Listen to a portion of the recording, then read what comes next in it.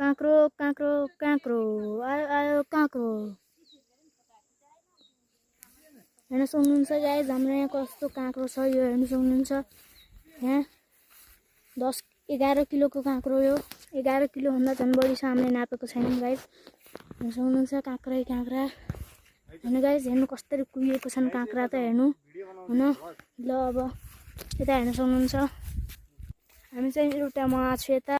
हाम्रो चाहिँ दाइ हुनुहुन्छ यहाँ उहाँको नाम चाहिँ विकास हो यता पनि छन् यहाँ काँक्रै काँक्रा हेर्नु है गाइस अहिले त भर्खरै बाँप नमुना हो हेर्न सक्नुहुन्छ फर्सी पनि है यो त नमुना होइन डेमो हो यो त हेर्न सक्नुहुन्छ गाइस फर्सी काँक्रा